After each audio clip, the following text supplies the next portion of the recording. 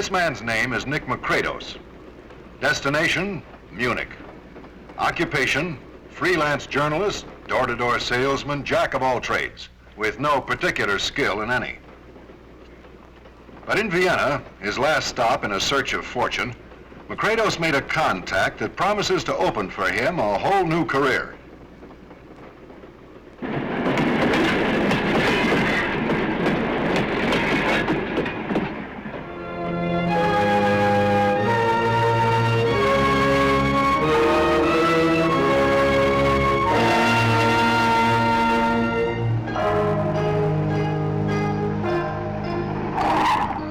This girl's name is Tomoko Kimura.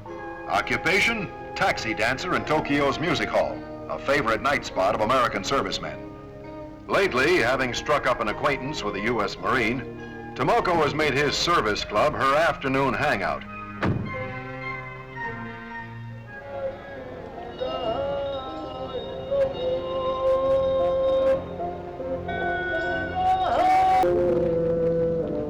Different people in different parts of the world, but all with a common mission. For each is a hostile agent of the worldwide Sino-Soviet intelligence network.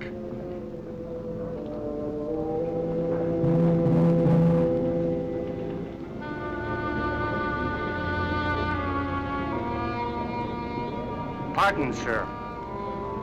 Could I trouble you for an etch? Their job? To exploit, if and when the opportunity arises, you, the serviceman and woman, in order to gain access to information that can be of value to an enemy.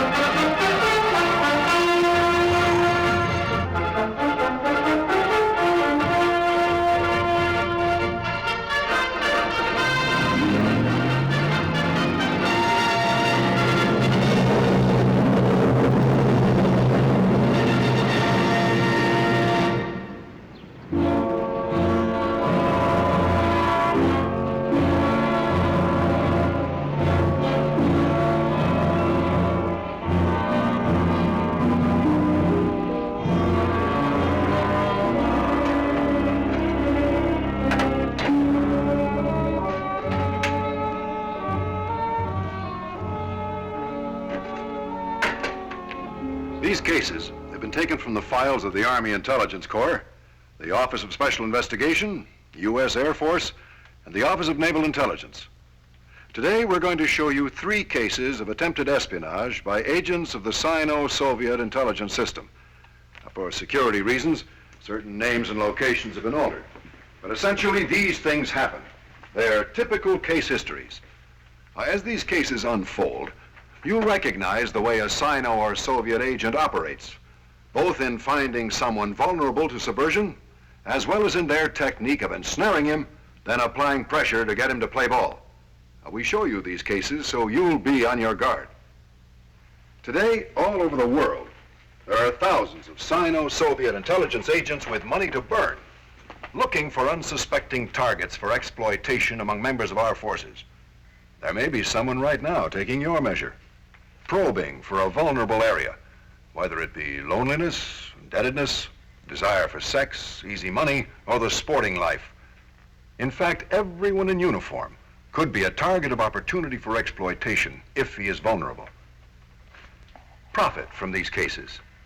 Learn how to recognize the approach of an enemy agent, and if ever approached, what to do. Remember, these things happened. They may never happen to you, then again they may. First, the case of Nick Macrados. Arriving in Munich, Macrados, recruited in Vienna by a TASS representative, joined the ranks of the 16,000 communist agents operating in the Republic of West Germany. Weekends, American servicemen from Augsburg, where a contingent of the 7th Army was stationed, crowded the Schwabing district of Munich, looking for a good time. This became Macrados' stamping ground as he waited for his pigeons to show up. He had already made contact with PFC Templeton and Private Karras some time before. May I take care of that, fellows? Macredos had bided his time while Pete Karras found his new bar acquaintance a highly likable and sociable chap, quick to pick up the tab, promising to introduce him to girls, also coming from the same ethnical background as Pete's own family. Finally, at this meeting, Macredos sprang the trap. I want you to do me a little favor. Really, there is nothing to it. I want to write an article about the 7th Army for my newspaper back home. My country, you know, is very friendly to the United States. It's just routine stuff. I could get it by reading the Stars and Stripes from your own information officer, but it is too much trouble. So I am willing to pay you to save me from going all the way to Augsburg. PFC Templeton wasn't one to turn down a fast buck. A loan shark in his barracks, because his partner had suddenly pulled out, he was head over heels in debt. How much? Well, how much would you say? 200 marks. Okay, it is agreed. Hey, Pete? Now let's have another round. Fraulein. More drinks for my friends, if you will.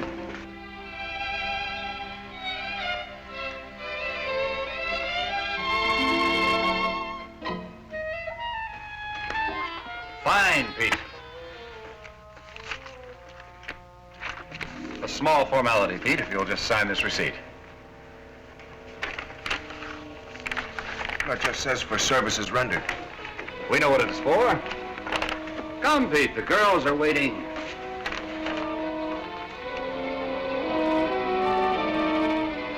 Pete Karras was hooked, though as yet he didn't know it. In the next few weeks, for payment received, the two servicemen delivered to their benefactor several other apparently harmless items of information, including a classified training manual. But Macredos had bigger fish to fry. Fraulein. Drinks for my two friends, please. Here.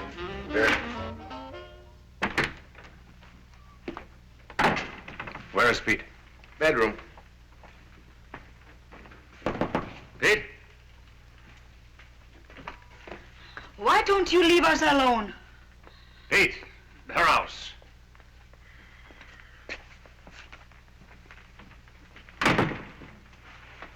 Pete, you must get me an M14 rifle. You must be off your rocker. I have just come from a friend. He has a great admiration for this gun. He is willing to pay high. You must be putting me on. Macredos. How high? 2,000 marks. Can you arrange? Why would Macredos pay $500 for a rifle he could buy for 1/5 of that amount? But if Templeton had one principle, it was never look a gift horse in the mouth. We'll arrange. Tamp! Good. I'll tell my friend. Let me know when you can deliver, Private. You know where to find me.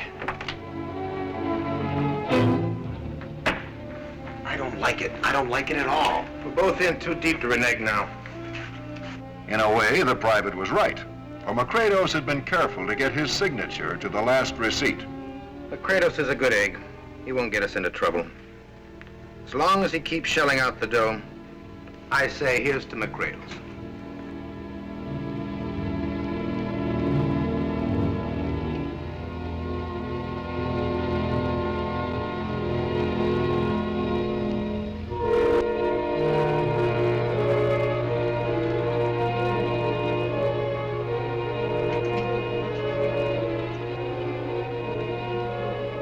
To pull the job, Templeton had recruited another member to the ring, a serviceman deep in hock to him.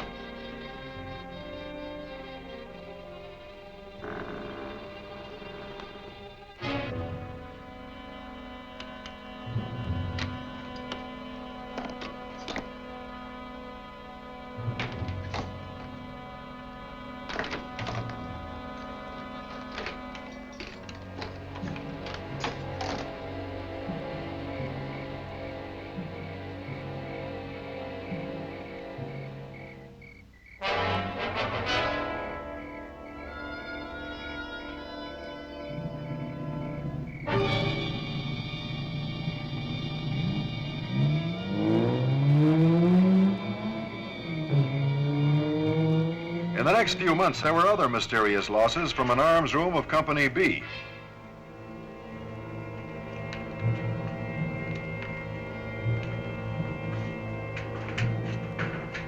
All this by way of laying the groundwork for what the Soviet intelligence agent pulling the strings, the man behind Macredos, really wanted.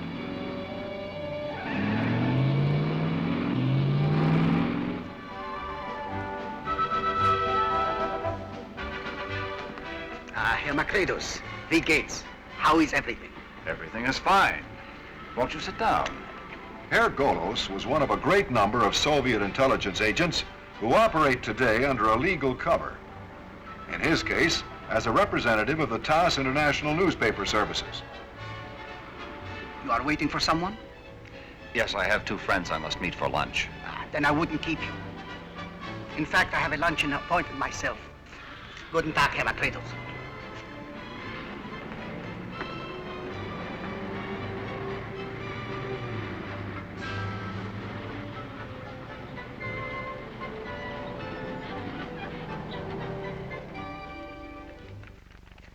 Holy mackerel. My friend is willing to pay high. Very, very high. It's impossible. There's sentries, fences. Be like trying to break into Fort Knox. How high, Macredos? $8,000. Enough to split many ways. I've had it. Sit down, Pete. Who do you think you are? Never mind that. You'd better sit down.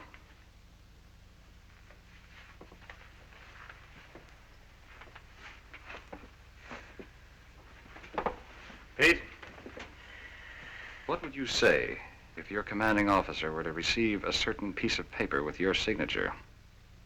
Pete, what he's saying is, we're hooked. And how? Give us time. It's a big job. Certainly. All the time you wish. In the next week, PFC Templeton cased the area where the special atomic weapon was stored. He also managed to strike up a friendship with one of the sentries. Meanwhile, Pete Karras was having some second thoughts. If he wasn't yet aware of his betrayal of his buddies, his family, and his country, he at least knew he'd got his neck in a noose that was drawing ever more tight. You're not cutting out, Karras. You're in this all the way. You try any monkey shine, Sonny, and I swear 'em. However, by the time Templeton had things well in hand, the plot had been reported by Karras to his CO. The grab was made the day Macredos appeared at Helga's apartment to make a down payment on the deal. When the servicemen were later court-martialed, because of his last-minute confession, Karras was to receive a lighter sentence than the others. On the other hand, Templeton, along with a dishonorable discharge and loss of all benefits, received 10 years at hard labor, plus a stigma he would bear the rest of his life. As for Macredos, he was to be tried under the espionage laws of the Federated Republic of West Germany. In 1 year alone, more than 2,000 communist agents were caught in West Germany. Between 1950 and 1960, more than 19,000 such agents confessed to espionage missions in that country. Let me show you something. This is the headquarters of MFS, the East German Ministry for State Security, located in East Berlin. From here, the MFS controls a network of trained and well-equipped agents operating in West Germany and elsewhere. It is really masterminded by the Soviets, who use it to their advantage and take the best information which it controls. It has ample funds, modern espionage equipment, and highly experienced staff officers. It has 22,000 staff officers and hundreds of millions of dollars to spend, all for one purpose: to buy information that could compromise our nation's security. Now, this is only one of several communist intelligence agencies. In another Iron Curtain country, there's another agency, just as dedicated as the East German MFS, which carries on espionage against us. In fact, Z2, the intelligence branch of the Polish armed forces, maintains a tremendous filing system called Kartoteca Personalna, or Personal Index, on U.S. officers, especially those in high positions. A compilation of information on the officer's unit, his career, his family, and personal habits. Anything that might turn up an Achilles heel, a vulnerable spot that would make him a likely target of opportunity for exploitation. However, Z2's efforts to subvert members of our armed forces are by no means confined to officer personnel, as our second case will show. Not long ago, to Warsaw to visit her aged mother, came the wife of a U.S. Air Force sergeant. Desperate to get her parent out of the country, she was given the runaround until one day, Mrs. Duncan, born Baranowski, was summoned to the office of a Z2 official. Believe me, Mrs. Duncan, we are not unsympathetic. But as you know, emigration is against the laws of our country. However, in your case, I think it is possible to make an exception. In return for, shall we say, a small favor? From intercepted letters, from her visa application, and from other sources, Z2 had a considerable dossier on Mrs. Duncan's husband, an airman stationed in a Middle Eastern country, and who, because of his duties, had access to classified information. And so, if he cooperates, dear lady, in time your mother will join you. Talk it over with him. We will be in touch. Mrs. Duncan, upon return from Warsaw, discussed the situation with her husband. He reported to OSI, who instructed him to report any further contacts. Reassured by her husband, Christina Duncan had almost forgotten the incident. But on the third Monday after her return, just as the Z2 official had promised, she was contacted.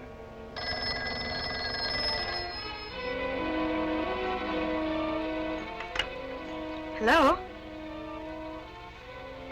Who?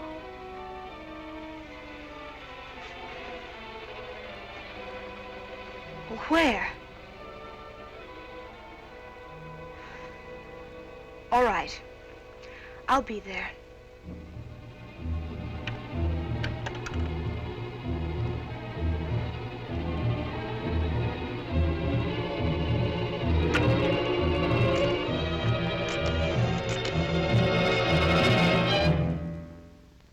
Just take it easy, honey. I'll handle it. Take over for me, Ed. I've got to see the commander.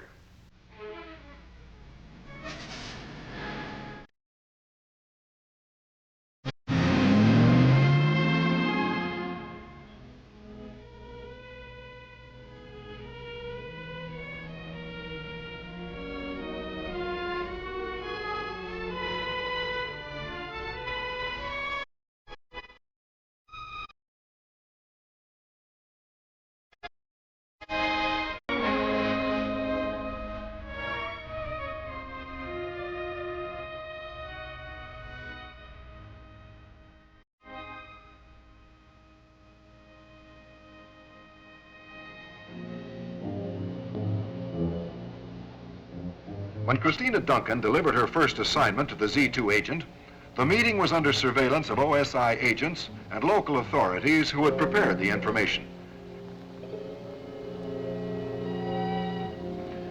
Over the next few months, to a drop in an area frequented by tourists, Mrs. Duncan delivered other information prepared by OSI.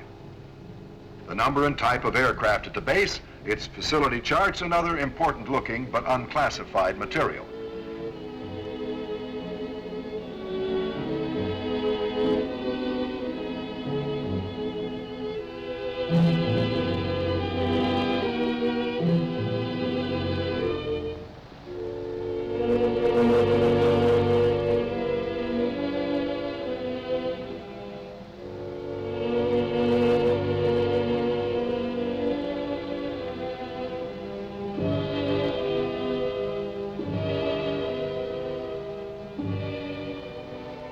Finally, Mrs. Duncan's reward came. The day her mother, liberated from the Iron Curtain country, was able to join her daughter. The time had now come for apprehension of the Z2 hireling. Coached by OSI agents, Mrs. Duncan requested a meeting on the pretext of delivering an important message.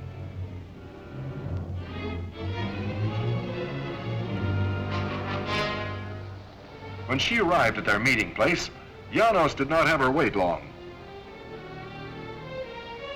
Good morning, Mrs. Duncan.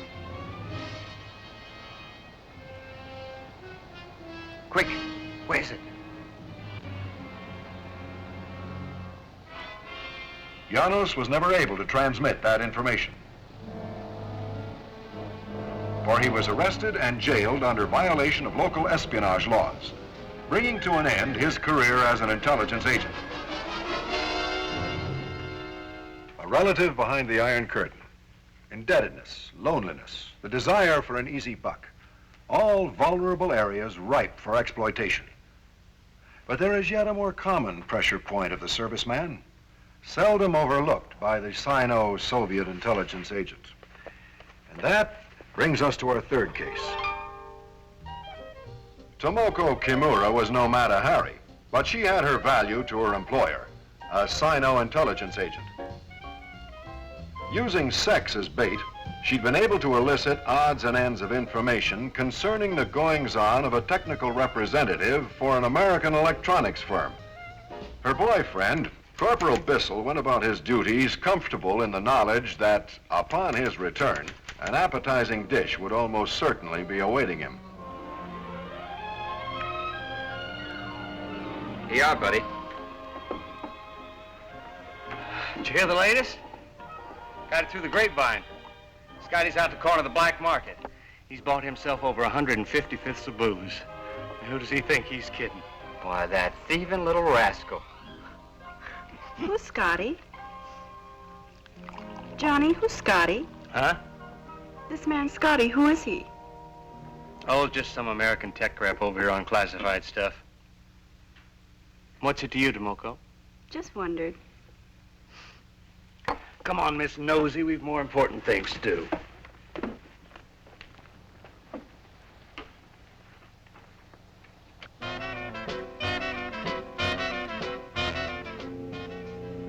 2 days later, young Walter P. Scott, an American technical representative, inexperienced in Oriental ways, and with access to classified material, received a message that it would be to his interest to dine that evening with a certain Mr. Kai.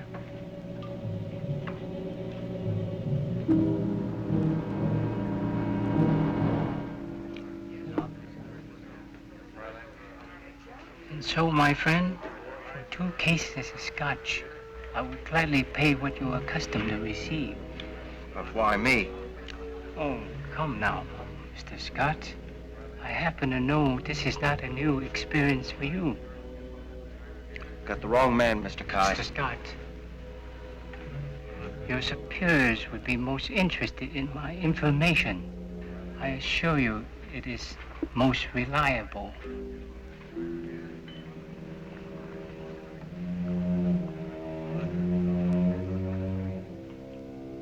Upon Scott's performance of the requested service, standard Sino-Soviet intelligence procedure followed, obtaining his signature to an unitemized receipt designed to pin him forever to a hook.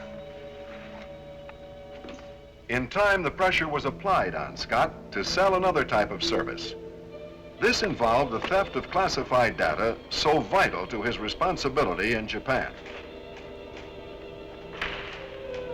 But Scott, fully aware he was traveling a one-way road to treason, finally had the good sense and judgment to get off that one-way road and rush to see the security officer.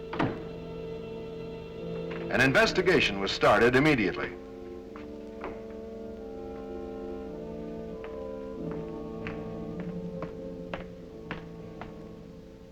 Hey, Bissell.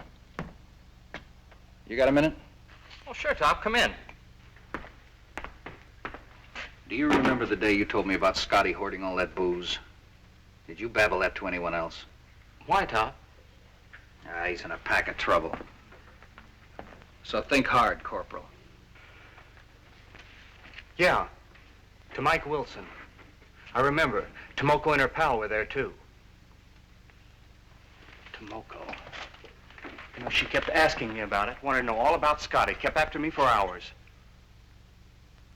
That's probably our pipeline. Come on, we're going to see the security officer.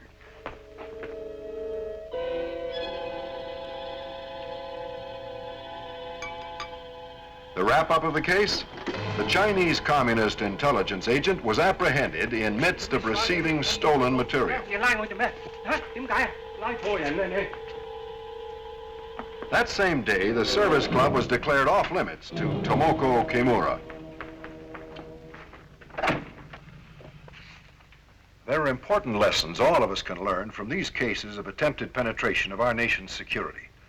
First, beware of the stranger you may meet at the bar or in the street who goes out of his way to cultivate you. The man who, like Nick Macrados, plies you with favors in order to win your friendship. It is just possible he may have something else in mind. Secondly, recognize the modus operandi of the hostile intelligence agent. Almost a standard pattern to lure the unsuspecting victim into a trap until, like Pete Karras, he is in so deep there seems no way out. Thirdly, and above all, if you suspect an approach by a communist agent, know what to do. Don't try to handle it yourself.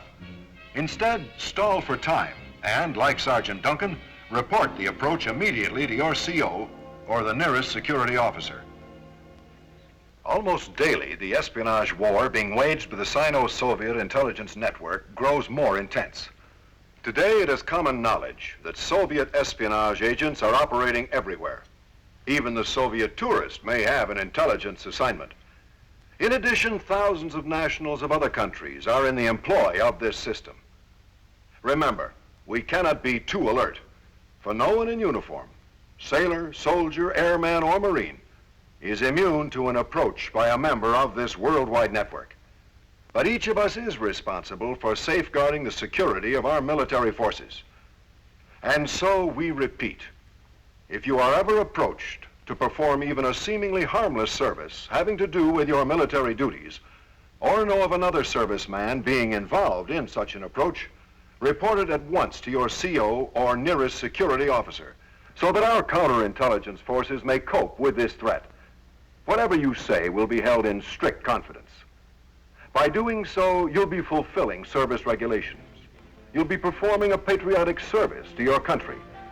And you will be helping to keep information vital to the strength of our armed forces and our nation secure from penetration.